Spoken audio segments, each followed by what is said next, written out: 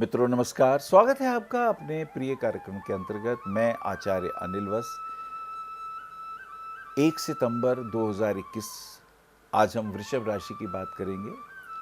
वृषभ राशि जिसके स्वामी शुक्र हैं, रूप के, ऐश्वर्य के, सौंदर्य के, काव्य के, फिल्म दुनिया के और जीवन के सभी वाहन सुख के, हर प्रकार के ऐश्वर्यों को देने वाले वृषभ राशि के देव जो हैं उनको हम शुक्र कहते हैं। शुक्र इनके अधिपति हैं। कृत्तिका, रोहिणी और मृगशिरा नक्षत्रों के प्रभाव वाली राशि होती है। कृत्तिका नक्षत्र का तीसरा चरण होता है, उसके स्वामी सूर्य हैं। रोहिणी के 4 चरण हैं और मृगशिरा के 2 चरण हैं, यानी सूर्य, चंद्र और मंगल। सूर्य राजा है तो इनके अंदर थोड़ा ऐश्वर्य राजाओं जैसा होता है, मूडी होते हैं। और सूर्य के साथ साथ रोहिणी के 4 चरण है, चंद्रमा का प्रभाव होता है। चंद्रमा के प्रभाव होने से ललित कलाओं का विकास होता है, बोलने की पात्रता होती है, पेंटिंग में, डिजाइनिंग में, लगभग हर एक फील्ड के अंदर काफ़ी दिलचस्पी लेते हैं। और मृगशिरा के 2 चरण, मृगशिरा का स्वामी मंगल है, तो मंगल होने से थोड़ा ईगो भी होता है, क्रोध भी होता है और गलत चीज़ को टॉलरेट नहीं कर पाते हैं। तो ये मिला जुला प्रभाव है। आइए देखते हैं पहली, दूसरी, तीसरी तारीख को क्या प्रभाव होने वाला है। वृषभ राशि के जातक अक्सर मूडी होते हैं, कला पक्ष बहुत अच्छा होता है, आध्यात्मिक और स्पिरिचुअल अंडरस्टैंडिंग बहुत ज़बरदस्त होती है, बात करने की प्रतिभा इनके अंदर काफ़ी अच्छी देखी जाती है, जीवन में सफलता पाते हैं और अपना नाम पैदा करते हैं। आइए देखते हैं पहली, दूसरी, तीसरी तारीख की स्थितियाँ क्या बनने वाली हैं। आर्थिक दृष्टिकोण से कुछ लाभ दिखाई देगा, कहीं से धन प्राप्ति के योग बनेंगे।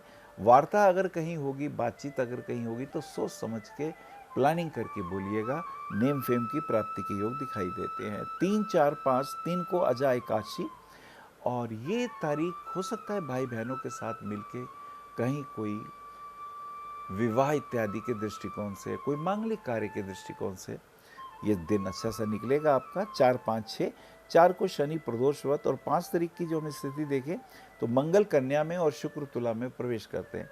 मंगल जो कन्या राशि में आते हैं तो ये ध्यान रखिएगा कि मंगल व्ययेश और सप्तमेश होकर कन्या में आएंगे, और शुक्र का तुला राशि में प्रवेश। शुक्र the Lord of ascendant is place in the 6th house, is own house.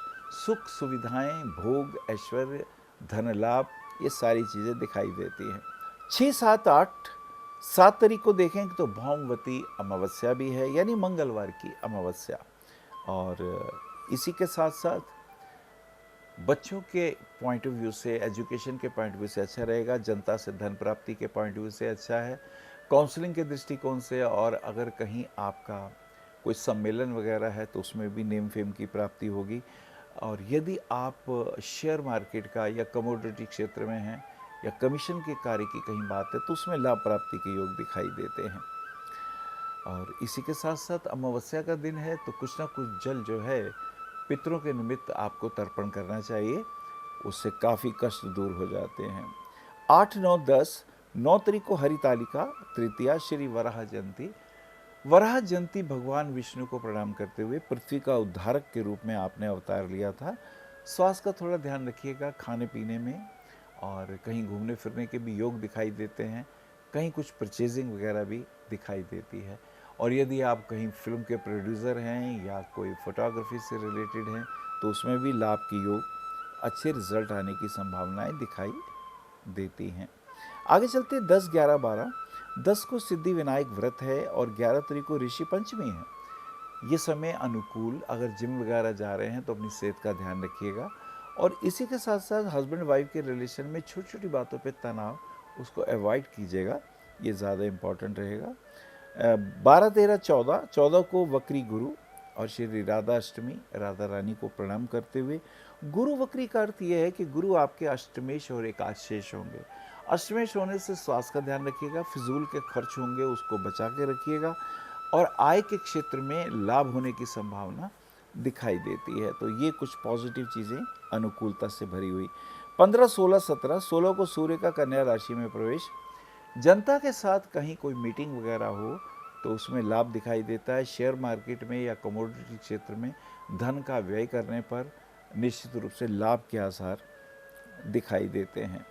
और इसी के साथ साथ 17, 18, 19, 18 को शनि प्रदोष व्रत भी है। शनि प्रदोष व्रत के अंदर थोड़ा सा ध्यान रखें और ख़ास करके पीपल के पेड़ के नीचे जल चढ़ाते हैं या दीपक जलाते हैं तो उससे काफ़ी लाभ होने की संभावनाएं दिखाई देती हैं। 18, 19, 20, 19 को अनंत चतुर्दशी का व्रत है और 20 तारीख की बात करें सत्यनारायण कथा और भाद्रपद मास की पूर्णिमा। पूर्णिमा में चंद्रमा को अर्घ देने से हीमोग्लोबिन वगैरह की समस्या दूर होती हैं, बीपी के भी शिकायतें जो हैं वो कम होने लगती हैं। ये एक विशेष लाभ है। सत्यनारायण की कथा करने से घर में धन की वृद्धि, बच्चों का और बेटी का अगर विवाह नहीं होता तो वो योग बनने लगते हैं। 21, 22, 23, 21 को श्राद्ध पक्ष, पितृपक्ष शुरू। अपने पितरों के निमित्त ब्राह्मण को भोजन कराना और जलांजलि देना दक्षिण दिशा की ओर, ये कार्य करना शुभ होता है। इससे पितरों का आशीर्वाद मिलता है। आगे चलते हैं 22, 23, 24। 23 तारीख को देखें तो तृतीया का श्राद्ध है और ये समय व्यर्थ की भागदौड़ का रहेगा और व्यर्थ किसी के साथ ना उलझिएगा, अपनी वाणी पे संयम रखिएगा और यदि पुलिस या मिलिट्री में है तो विशेष रूप से ध्यान रखिएगा, मिथ्या दोषारोपण ना करिएगा, अन्यथा उससे तकलीफ़ें होंगी। 24, 25, 26, 24 को गणेश चतुर्थी और 25 तारीख को पंचमी का श्राद्ध भी है। पंचमी का श्राद्ध इस समय अच्छा गुजरेगा, मूड फ्रेश रहेगा और यदि कोई वस्त्र इत्यादि खरीदने का या कुछ प्लानिंग करें भी रोक दें, श्राद्ध में ये काम नहीं करते, ऐसा कहा जाता है। और इसी के साथ साथ 26, 27, 28 को महालक्ष्मी व्रत है और ये महालक्ष्मी व्रत में लक्ष्मी चालीसा पढ़ सकते हैं, श्री सूक्त, पुरुष सूक्त का पाठ कर सकते हैं। श्री यंत्र हो तो श्री सूक्त का पाठ करते हुए शंख से जल दिया जा सकता है, तो ये एक विशेष धन प्राप्ति का एक योग बनता है। 28, 29, 30, 29, 30 को नवमी का श्राद्ध है और नवमी का श्राद्ध संपन्न करते हुए और विशेष रूप से अगर किसी मित्रों के साथ कोई योजना बना रहे हैं बिजनेस की तो भी थोड़ा रोक दें तो वो अच्छा रहेगा। ओपल रतन यदि आप धारण करते हैं तो स्वास्थ्य के लिए ठीक है, आर्थिक दृष्टिकोण से ठीक है, नेम फेम प्राप्ति के लिए भी अच्छा रहेगा। और पन्ना रतन पहनना बहुत अच्छा है, व्यापार में लाभ रहेगा, एजुकेशन के पॉइंट ऑफ व्यू से फ़ायदा रहेगा, बच्चों के पॉइंट ऑफ व्यू से भी अच्छा रहेगा। अगर उनकी एजुकेशन में कोई समस्या आ रही है उससे लाभ होगा। ऐसे में यदि गाय को पालक खिलाई जाए तो उसके भी रिजल्ट बहुत अच्छे आते हैं।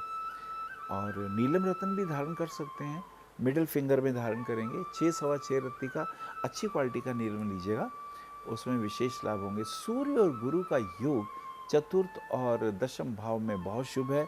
इसमें आपको यदि जॉब करते हैं तो उसमें सफलता प्राप्ति के योग, रुकी हुई कोई प्रमोशन होगी तो उसमें लाभ हो सकता है।